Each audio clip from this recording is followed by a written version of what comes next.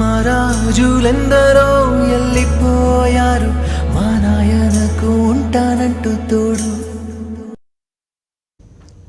ప్రాణం నిలబెట్టిన మనిషి వెళ్ళిపోయాడనే బాధలో ఒకరు, పెన్షన్ ఆగిపోతుందనే బెంగతో మరొకరు, ఆ మహానేత ఇక్కడ లేడన్న వాస్తవాన్ని తట్టుకోలేక ఇంకొకరు. వైఎస్ఆర్ మరణం తర్వాత ఇలా తెలుగు నేలపై ఆగిపోయిన గుండెలెన్నో.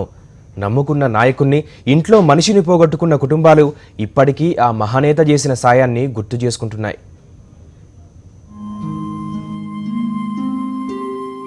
విశాఖ జిల్లాకు చెందిన ఈ ముగ్గురివి వేరువేరు కుటుంబాలు, వేరువేరు గ్రామాలు, విభిన్న నేపథ్యాలు. కానీ ముగ్గురు ప్రాణాలు విడిచింది మాత్రం ఒకే ఒక్క నాయకుడి కోసం.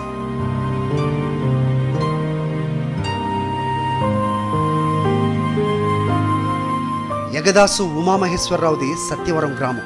వైఎస్ దూరమైనప్పుడు కొన్ని రోజులు ఎవరితోనూ మాట్లాడలేదు, సరిగా తిండి తినలేదు, నిద్రపోలేదు. అంత విషాదాన్ని ఎలాగోలా తట్టుకుని నిలబడ్డ ఈయన వైఎస్ఆర్ తొలి జయంతి రోజున గ్రామంలో ఉన్న ఆయన విగ్రహానికి నివాళి అర్పించడానికి వెళ్ళాడు. విగ్రహానికి పూలమాల వేసి కొబ్బరికాయ కొట్టి అక్కడే కుప్పకూలిపోయాడు. ఏమైందని అందరూ చూసేలోపే ప్రాణం విడిచాడు. ఆయాల రాజశేఖర రెడ్డి గారు పుట్టినరోజు అనేసి గుళ్ళోకి వెళ్ళొచ్చి పేడ వదిలేసాడు. శుక్రవారం సరిగా 12 అవుతుంది, 11:30కి. అలాగే నేను ఇక్కడ గుడి దగ్గర కానీ వచ్చేటప్పటికి చచ్చిపోయినాడు. దేవుడు అంటే కొడుకు కాదాడు. నేను చాలా బాగా చూస్తానమ్మా, నీకేమీ లోట్లేదమ్మా అనేవాడు.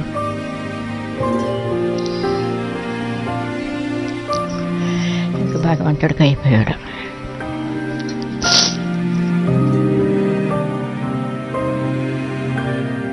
వైఎస్ దూరమయ్యాక 10 నెలల పాటు గుండెల్లో దుఃఖాన్ని మోస్తూనే ఉన్న ఈ అభిమాని ఆయన పాదాల దగ్గరే ప్రాణం వదిలేశాడు.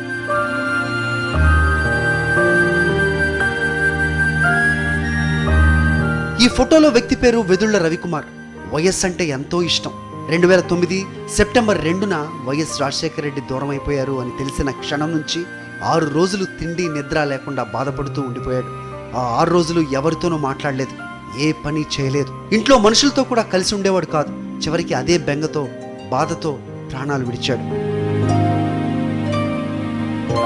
ఇలాగా మాకు తెలియదండి. అతను అలా తిరుగుతూ ఉంటే ఏటో ఖాళీగా తిరుగుతున్నాడు అనేసి మేము అనుకుంటున్నాం. మా అత్తగారు ఉండేది, మా అత్తగారు దెబ్బలాడేదండి. అలాగ అయిపోయిందండి.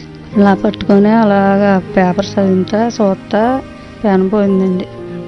కుర్చీలో కూర్చోనండి. కుటుంబాన్ని నడిపించే మనిషిని పోగొట్టుకోవడం అంటే కుటుంబం రోడ్డున పట్టమే. మరోపక్క నమ్ముకున్న నాయకుడు వెళ్ళిపోయాడు. కష్టాలకు ఎదురెదుతూ మళ్ళీ ఆ మహానేత లాంటి మంచి పాలన వస్తుందని ఎదురు చూస్తున్నాం అంటున్నారు రవికుమార్ భార్య.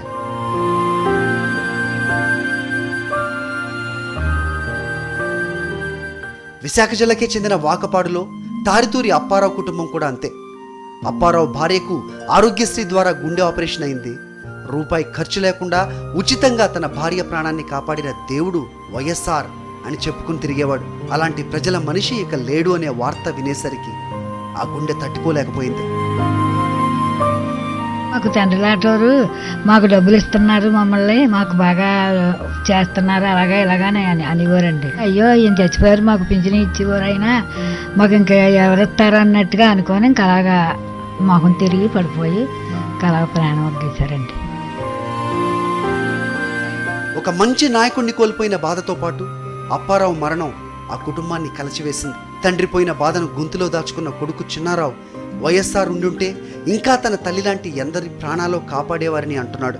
రాజశేఖర రెడ్డి గారు ఆరోగ్యశ్రీ పెట్టడం వల్ల ఎలా హార్ట్ అటాక్ రావడంలో ఆ టైంలో అదే కానీ స్కీమ్ లేకపోతే మా అమ్మగారిని ఆ టైంలో బతికించుకోలేము. ఆ స్కీమ్ పెట్టడం వల్ల ఆ రోజు ఈజీగా ఆపరేషన్ చేసి బతికించుకోగలిగాం. మరి అప్పట్లో అది పెట్టబెట్టుకేనండి చాలామంది కొంతవరకు నిలబడ్డారండి. దూరమైన మనిషితో పాటు ఆ మహానేత చేసిన మేలును తలుచుకుంటూ ప్రతిరోజు ఆయనకు దండం పెట్టుకుంటున్న ఇలాంటి కుటుంబాలు వైఎస్ఆర్ జనం గుండెల్లోనే ఉన్నారనటానికి సజీవ సాక్ష్యాలు.